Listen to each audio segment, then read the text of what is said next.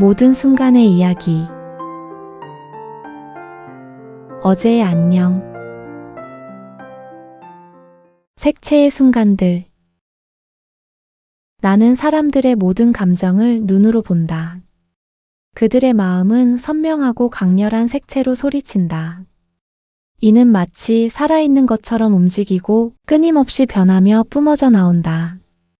그래서 나는 사람들의 진심을 읽어낼 수는 있지만 평범함과는 멀어지게 되었다. 나는 이 색채의 폭풍 한가운데 혼자 서 있는 고독한 목격자다. 아침 출근길의 지하철은 잿빛 안개로 가득 차 있다. 이 희미하고 탁한 색은 지루함과 반복되는 일상이 뒤섞인 결과다. 어떤 이는 아주 약한 연한 보라색의 희망을 머리 위에 띄우고 있지만 그 색은 대개 몇 정거장 지나지 않아 회색에 먹혀 사라진다. 나는 그 보라색이 사라지는 순간을 매번 목격한다.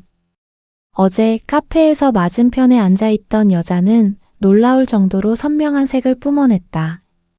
그녀의 몸 주위로 맴돌던 색은 깊은 밤하늘의 자주색이었다가 순식간에 빛나는 오렌지색으로 폭발하곤 했다. 그녀는 무언가를 기다리고 있었고 그 기다림은 너무나 절실해서 나조차 숨이 막힐 지경이었다.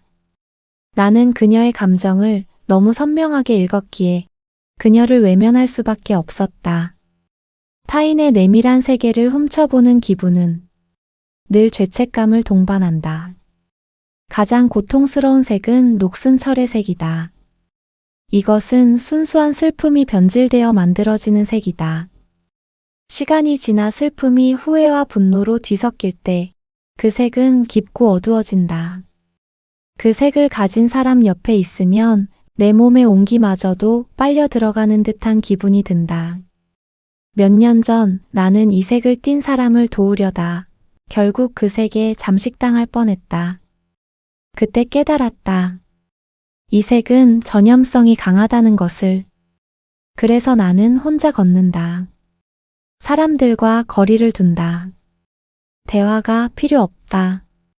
그들의 목소리가 들리지 않아도 그들의 마음은 내 눈앞에서 끊임없이 소리치고 있기 때문이다.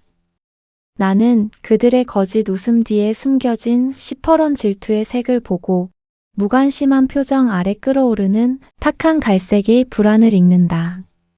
이 능력이 축복인지 저주인지 나는 아직도 모르겠다. 때로는 세상이 너무 아름답다. 아기를 안고 있던 엄마에게서 뿜어져 나오는 따뜻하고 부드러운 상아색의 무조건적인 사랑.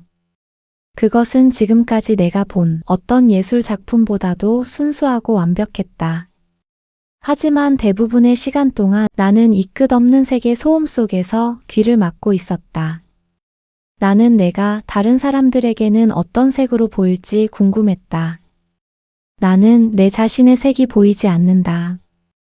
오늘도 나는 걷는다. 거리는 수많은 색채로 반짝이고 흐느낀다.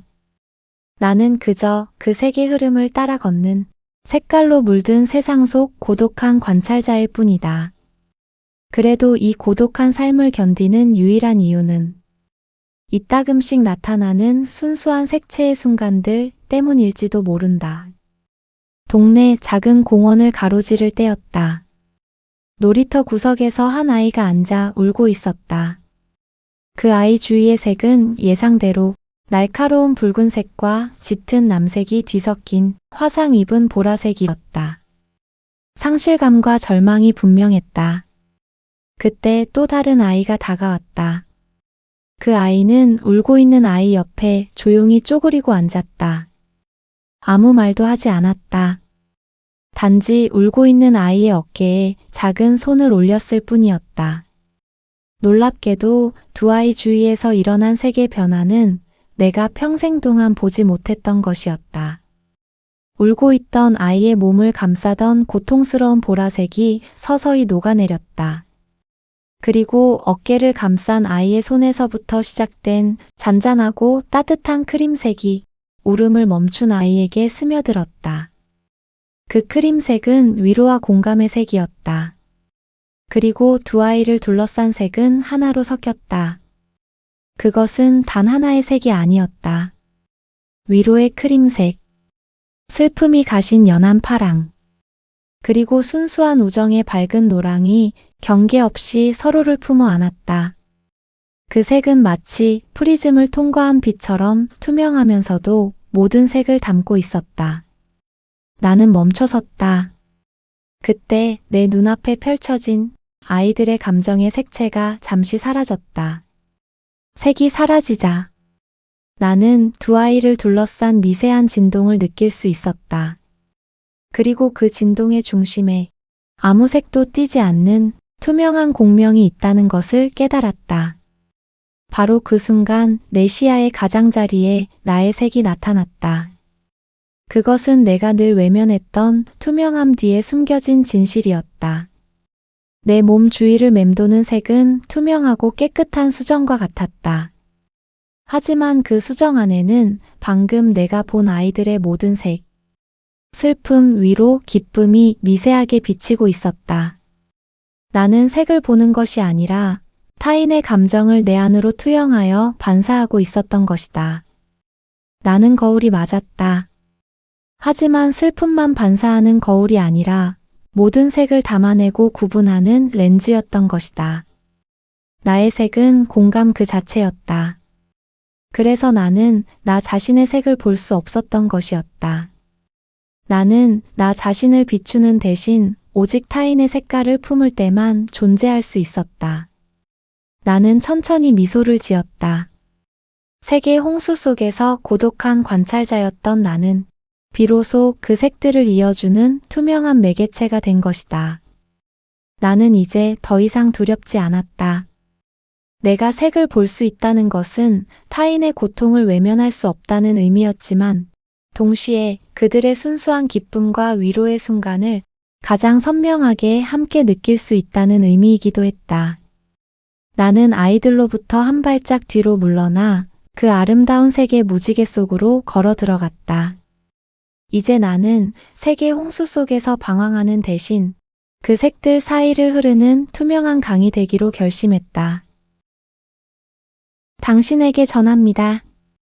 주인공은 타인의 감정을 본다는 사실 때문에 괴로워하는 색의 관찰자이자 피해자였습니다. 하지만 자신의 색이 사실 아무 색도 띄지 않는 투명한 수정과 같다는 것을 깨닫습니다.